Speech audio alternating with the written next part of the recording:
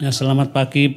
Ya, kita tetap terus bersyukur kepada Tuhan untuk kesempatan saat ini kita boleh ada, berkumpul untuk selalu terus membangun persekutuan dengan Tuhan. Dengan puji-pujian dan penyembahan, kita mengarahkan semua dalam hidup ini kepada Tuhan. Meskipun keadaan negeri kita dalam keadaan ya sungguh menurut tantangan yang sangat berat, namun kita yakin Tuhan pasti akan nyatakan kuasa-Nya. Ya, untuk itu mari kita akan mengalasi merenungkan firman Tuhan bersama-sama di dalam Kejadian pasal 39.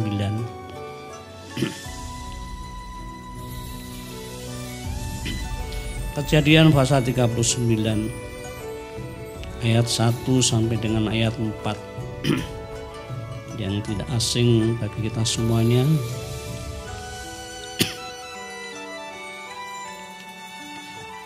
Kejadian pasal 39 ayat 1 sampai dengan ayat yang 4.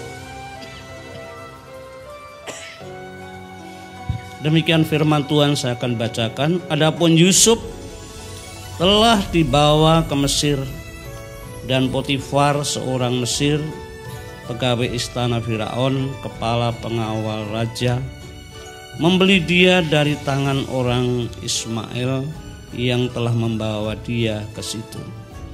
Tetapi Tuhan menyertai Yusuf sehingga ia menjadi seorang yang selalu berhasil dalam pekerjaannya. Maka tinggallah ia di rumah tuannya, orang Mesir itu. Setelah dilihat oleh tuannya bahwa Yusuf disertai Tuhan dan bahwa Tuhan membuat berhasil segala sesuatu yang dikerjakannya, maka Yusuf mendapat kasih tuannya dan ia boleh melayani dia. Kepada Yusuf diberikannya kuasa atas rumahnya dan segala miliknya diserahkannya pada kekuasaan Yusuf. Ya, sampai di sini.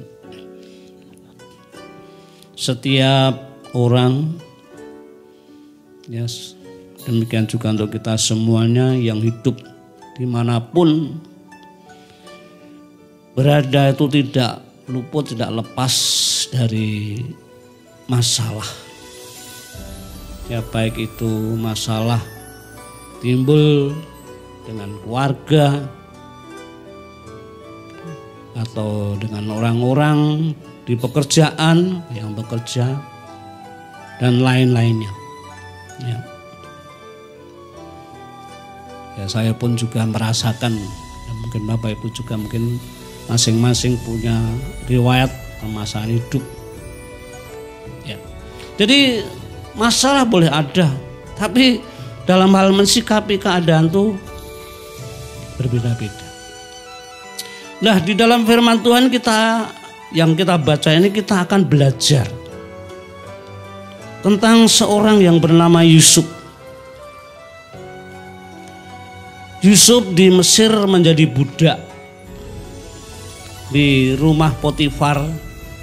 Ini bukan keinginannya sendiri, ya, melainkan karena dibenci oleh saudara-saudaranya dan kemudian dijual, ya, menjadi budak, lantas menjadi budak di Mesir.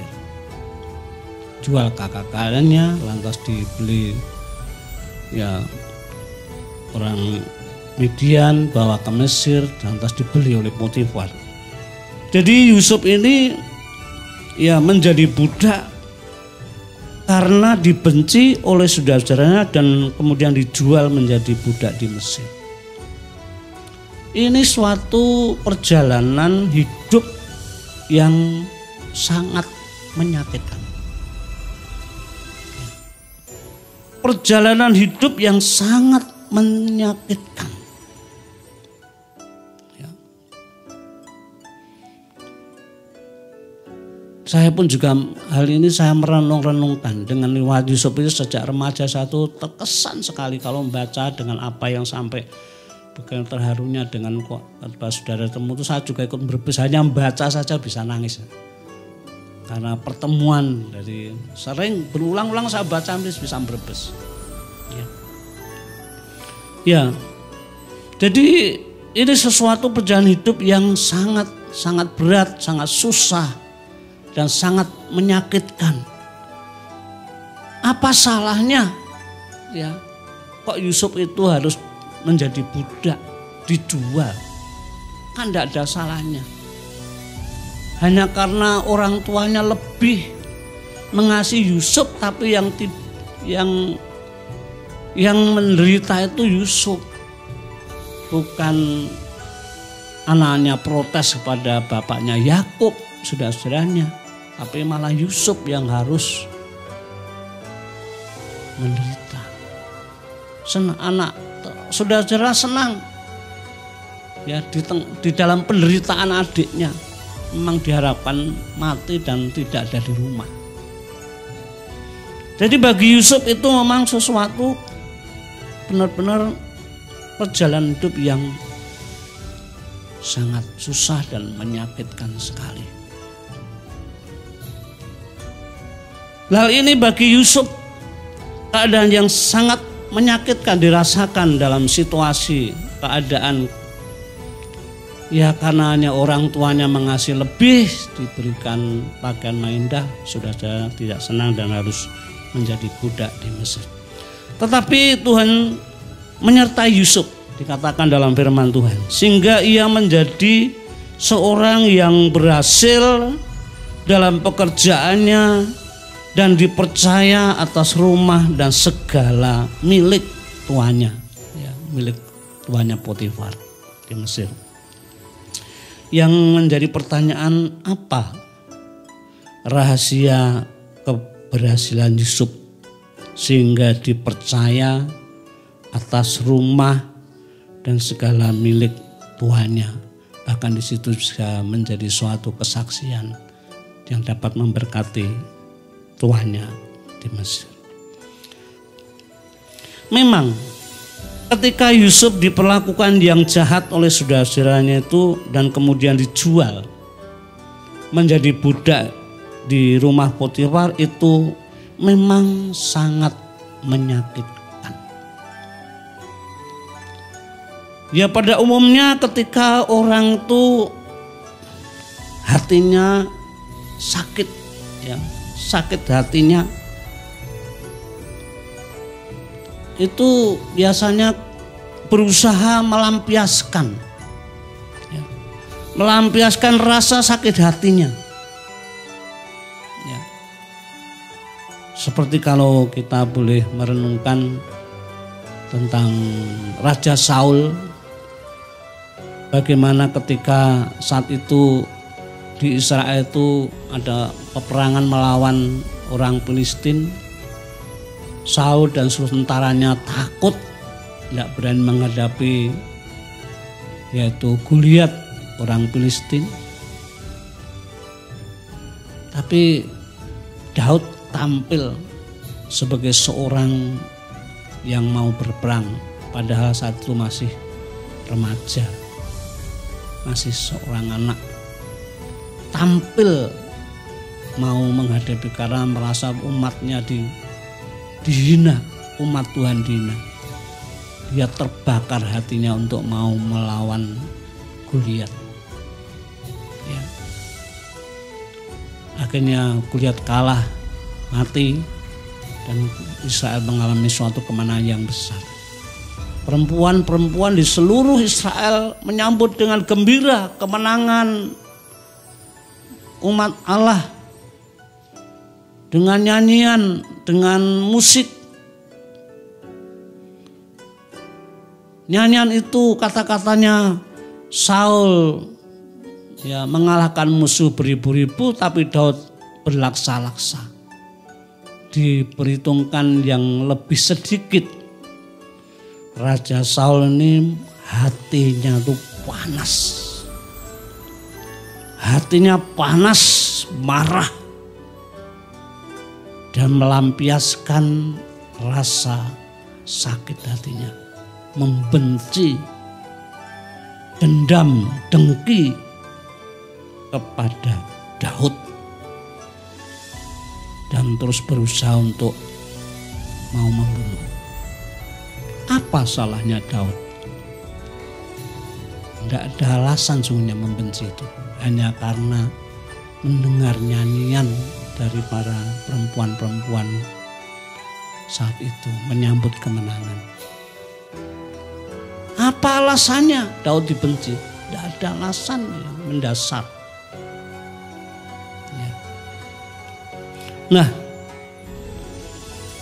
di sini kita tahu Yusuf tidaklah seperti Saul. Ya. Tidaklah seperti Saul ketika Yusuf ini benar-benar dalam perjalanan hidup itu sakit karena saudara-saudaranya yang sedemikian jahat harus menjadi budak. Tapi Yusuf tidaklah sedemikian untuk melampiaskan rasa sakitnya. Enggak.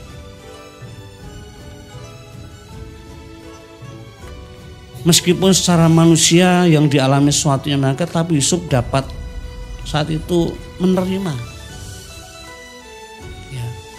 Menerima apa yang menimpa dirinya. Sadar bahwa ini adalah kehendak Allah. Dalam penderitaan yang dialami karena perlakuan saudara-saudara yang tidak baik. Tidak melampiaskan untuk dendam, untuk membenci, untuk membalas. Tapi sadar yang dialami adalah karena kehendak Allah. Dia di Mesir menjadi budak, perjalanan yang tidak menyenangkan. Sadar akan kehendak Allah. Ya. Kita boleh baca di dalam Kejadian 50.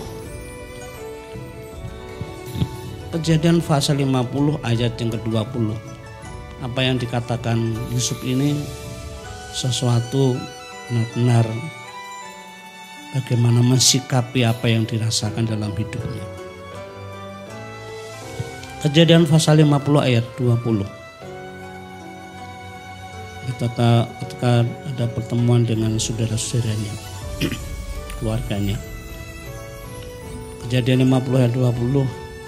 Memang kamu telah mereka-rekakan yang jahat terhadap aku, tetapi Allah telah mereka-rekanya untuk kebaikan dengan maksud melakukan seperti yang terjadi sekarang ini, yakni memelihara hidup suatu bangsa yang besar. Ya, inilah bagaimana Yusuf ini mensikapi apa yang dirasakan dalam hidup ketika harus mengalami penderitaan karena perlakuan daripada saudara-saudaranya. Reka-reka yang jahat dilakukan saudara-saudara. Ya, dikatakan di situ, tetapi Allah telah mereka-rekanya untuk kebaikan. Itu dijadikan sesuatu bagaimana Allah ingin mengerjakan sesuatu melalui Yusuf. Dia terima. Ini terjadi karena kehendak Allah. Ini saya pikir Yusuf ini walaupun masih anak, dengan hal-hal yang terjadi itu membuat kedewasaan imannya itu sangat tinggi. Orang itu sulit untuk bisa mensikapi seperti Yusuf ini. Ya, sulit.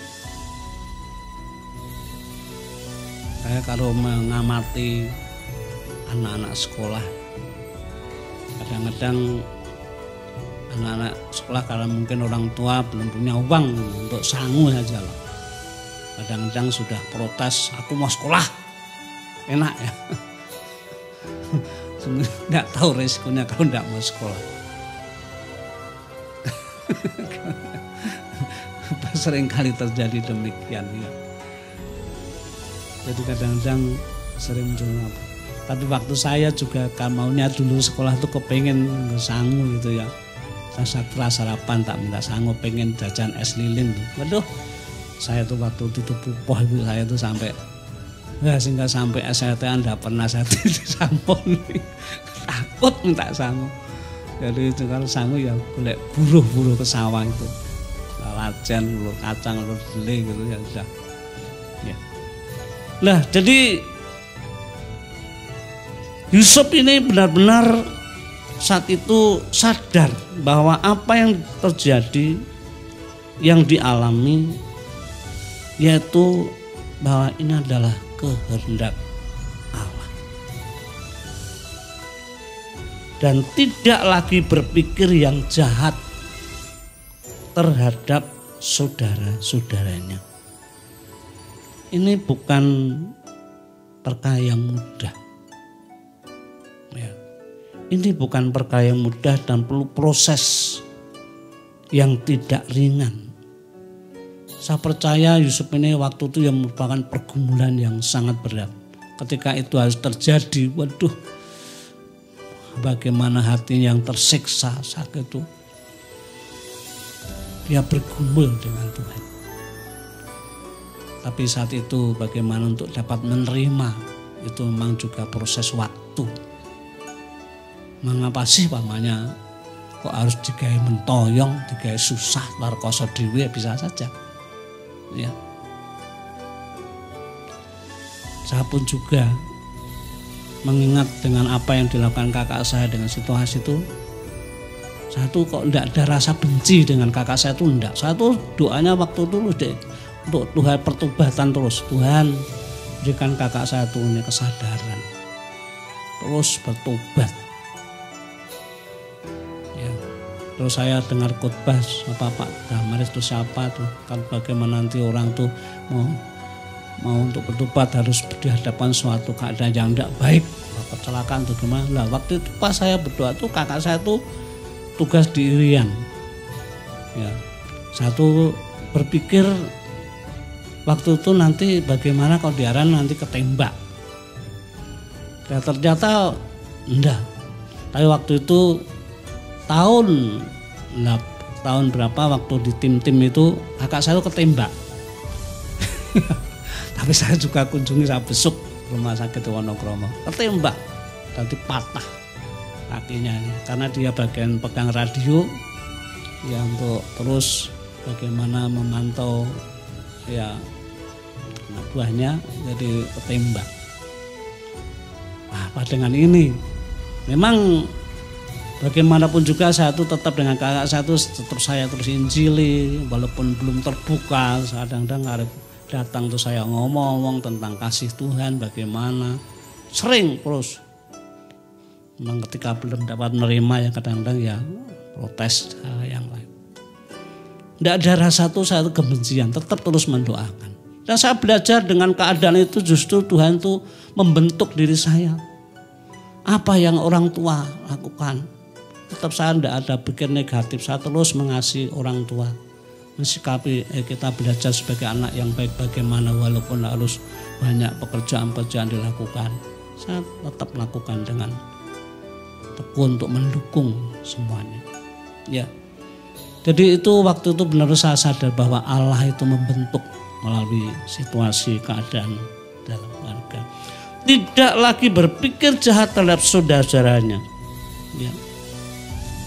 Sehingga menemukan sesuatu yang indah bagaimana kepada saudaranya. Dan ini juga dibuktikan oleh Yusuf ketika menjadi budak.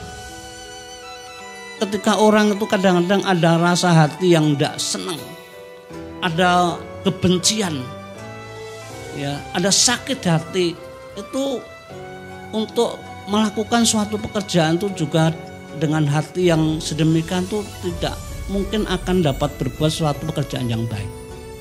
Dimanapun saja, kalau ada hati yang tidak baik itu ekspresi, artinya dalam kehidupan kenyataan itu tidak mungkin akan juga melakukan sesuatu yang baik. Tapi dibuktikan ketika menjadi budak di rumah Potifar itu mengerjakan pekerjaan dengan sebaik-baiknya. Karena apa? Dia sadarnya adalah kehendak Allah. Tahu bahwa Allah itu tidak pernah membiarkannya. Ada rencana yang indah. Maka setiap apa yang saat itu menjadi budak, setiap pekerjaan-pekerjaan yang dilakukan oleh, yang diberikan oleh tuannya itu dia lakukan dengan sebaik-baiknya. Sehingga dilihat oleh tuannya sesuatu yang luar biasa apa yang dilakukan Yusuf. Semua berhasil dan baik, ya. Ya, sehingga kepercayaan semakin ditambahkan kepada Yusuf. Seluruh harta miliknya pun juga dipercayakan pada Yusuf. Tidak ada yang lain, ya, kecuali istrinya.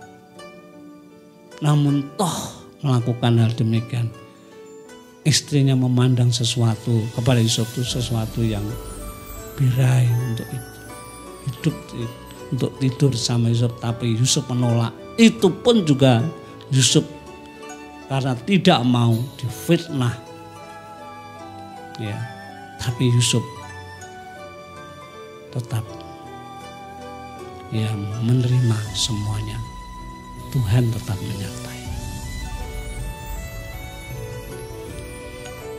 Nah, Bapak Ibu yang kasih dalam Tuhan, Yusuf sadar bahwa dirinya saat itu memang di tempat Potifar sudah dibeli menjadi budak. Ia lakukan dengan sebaik-baiknya dalam hal melayani, dalam, ya, yang dilakukan dia lakukan dengan rela, menjalankan pelayan dengan sebaik-baiknya.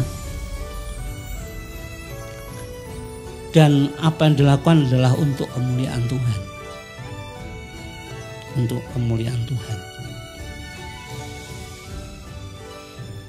Sehingga saat itu benar-benar Yusuf ini apa yang dilakukan boleh menjadi berkat di situ. Dengan adanya pandemi virus corona, memang dampaknya tuh sangat luas. Bagaimana di bidang ekonomi, pendidikan, dan lain-lain, ya. Dan saat ini kadang-kadang juga dengan berita-berita yang tidak menyenangkan, bagaimana orang tidak meresponi kepada pemerintah, ya. Memang dampaknya luas, akan tetapi kita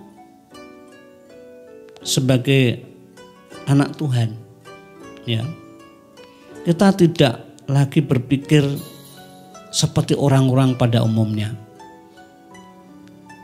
Seperti contoh daripada Yusuf ini, melakukan apa yang menjadi kehendak Allah. Seperti Yusuf, di tengah-tengah situasi yang berat, ya, namun kita tidak berpikir yang negatif.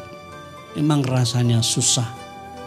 Orang yang tidak mengenal Tuhan mensikapi dengan ekspresinya, dengan, ya, dengan cara-cara yang kadang-kadang membuat suasana tidak menyenangkan, ya, mau menggoyang pemerintahan. Tapi bagi kita sebagai anak-anak Tuhan, ya, keadaan boleh terjadi suasana yang berat, namun kita tidak berpikir hal yang negatif yang jahat, melainkan apa yang menjadi kehendak Allah. Itulah, biar itu selalu ada di dalam kehidupan kita, ya. Nah, ketika Yusuf melakukan seperti apa yang dilakukan saat itu, ia dipercaya atas rumah, atas segala milik Tuhannya. Ini sesuatu yang luar biasa, ya, karena Yusuf dalam hal mensikapi keadaan dia tidak bersikap yang negatif atau yang jahat, yang membuat sadar bahwa itu adalah kehendak Allah, maka itu sesuatu yang dimiliki dalam kehidupan Yusuf. Bagi kita sebagai anak-anak Tuhan, perlu kita memiliki kehidupan seperti Yusuf ini. Semua hal yang terjadi, mari kita belajar untuk mensikapi dengan benar sesuai dengan kehendak Allah. Saya pun juga tetap terus belajar dengan peristiwa masalah kehidupan keluarga saya pribadi. Saya belajar untuk bagaimana kehendak Allah yang benar itu. Ya. Memang kadang-kadang orang cara menilainya berbeda. Ya. Namun saya tetap berpikir bagaimana apa yang berkenan pada Allah, itulah yang saya terus pergumulkan. Ya. Kita percaya ketika kita selalu melakukan apa yang menjadi kehendak Allah, Allah ikut bekerja. Bagaimana Tuhan memberikan kekuatan, kemampuan, ya, memberikan damai sejahtera, sehingga kita tidak tertekan dengan semua masalah-masalah, tapi kita tahu bahwa ada pertolongan dari Tuhan ketika kita menghadapi masalah seperti yang dialami oleh Yusuf saat itu. Bagaimana pertolongan Tuhan yang luar biasa. Berapa tahun dia menjadi budak, tapi Tuhan tetap selalu menyertai. Dikatakan di situ berapa ayat yang menunjukkan bahwa Tuhan itu menyertai Yusuf. Bagaimana ketika di penjara, dipercaya oleh kepala penjara karena difitnah oleh istri Potifar. Ya memang rasanya perjalanan itu begitu berat, tapi kita tahu endingnya ketika segala sesuatu sudah lewat, buah dipakai Tuhan luar biasa. Saya tidak menduga ya kalau Tuhan melayakkan kami untuk melayani Tuhan, untuk yaitu menjadi hamba Tuhan di tempat ini. Karena memang waktu itu bagaimana Tuhan itu juga memanggil saya, meskipun tidak harus sekolah Alkitab.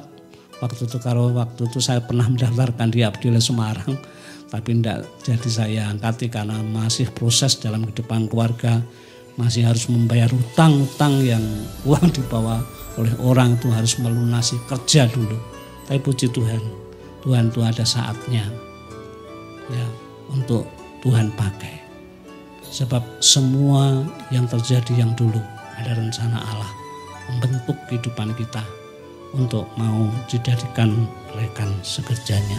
Lah puji Tuhan, biar kiranya melalui firman Tuhan ini kiranya menjadi berkat. Mari kita terus selalu berdoa untuk bangsa dan negara. Meskipun keadaan memang merupakan suatu pergumulan yang tidak ringan, mari kita tetap berpikir yang positif, seperti apa yang Tuhan kehendaki bagi kita sebagai orang-orang percaya, sehingga kita menjadi pendoa-pendoa bangsa, dan Tuhan pasti akan mengerjakan sesuatu yang luar biasa untuk bangsa ini. Puji Tuhan, Tuhan Yesus memberkati.